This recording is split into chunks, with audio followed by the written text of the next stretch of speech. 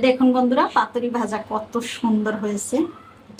নমস্কার বন্ধুরা, আশা করি সবাই ভালো আছেন। শুভ দুপুর সবাইকে। আজকে হচ্ছে আমি আসলেই রান্না করব। দেখি আমার হাজবেন্ড বাজার থেকে কি মাছ নিয়ে এসেছে, আপনারাও দেখুন আমিও দেখি, তারপরে হচ্ছে কেটে বেছে রান্না করব। কি মাছ আনছো গো? ও দারুণ তো, ছোট মাছ, পাঁচমিশালি মাছগুলো কিন্তু দারুণ, একেবারে অসাধারণ। এটা হচ্ছে আমরা বলি ভাটা মাছ, এই যে চোখ দুটো বড় বড় পানির উপরে ভাসে।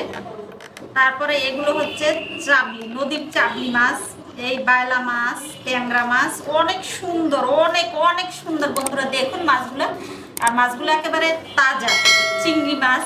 তাহলে মাছগুলো এখন কেটে নেব বন্ধুরা। আমার কাটা হয়ে গেছে, সুন্দর করে কেটে নিয়েছি বন্ধুরা। এগুলো কিন্তু সবাই নদীর মাছ, চট জালের মাছ আসলে। তাহলে এগুলো সুন্দর করে ধুয়ে নেব।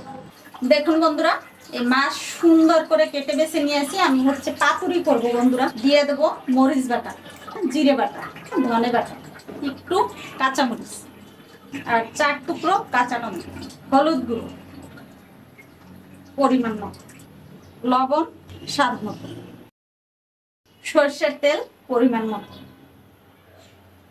সুন্দর করে মেখে নিই।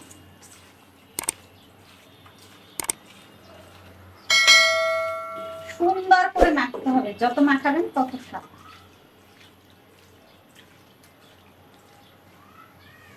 এটা হচ্ছে রুটি ভাজা টাইপটা গরম হয়ে গেছে। এটার উপর একটা কলা পাতা দিয়ে দেবো। আর এটা হচ্ছে বড় কলা পাতাটা, দেখুন বাড়ি থেকে নিয়ে আসছি, প্রায় 20 দিন হয়ে গেছে, তারপরে এত সুন্দর। এটাকে একটু তেল দিয়ে মেখে দেব। দেখুন সুন্দর করে সাজিয়ে সাজিয়ে দিয়ে দেব।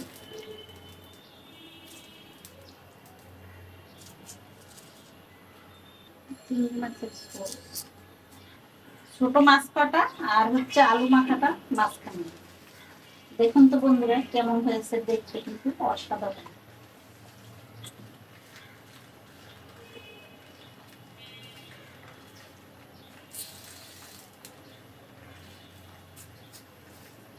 দেখুন বন্ধুরা, এটাকে আমি একটু ঢেকে দেবো। এটা একেবারে টান টান ভাজবো না, একটু মাখো মাখো ভাজবো আজকে।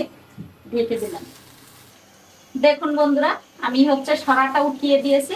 আজকে হচ্ছে আমি বলছিলাম আগে একটু মাখা মাখা রান্না করবো, একেবারে টান টান না। কত সুন্দর হয়েছে, সবকিছু গলে গেছে। আমি হচ্ছে এটাকে অপর পাশ ফিরিয়ে দিব। একেবারে সহজ, এটা আমার কাছে কিছু মনে হয় না। একটু গ্রেভি গ্রেভি থাকবে, এভাবে খাবো আসলে। এটা গ্রেভি করার জন্য সহজ উপায়। এটা আপনাকে জল দিতে হবে না, শুধু ঢেকে রাখলেই হবে। এটাকে আমি একটু কলা পাতা দিয়ে, এই কলা পাতাটা দিয়ে এখন আর সরা দিব না, ঢেকে দেবো। দেখুন বন্ধুরা, পাতুরি ভাজা কত সুন্দর হয়েছে, একেবারে দারুণ।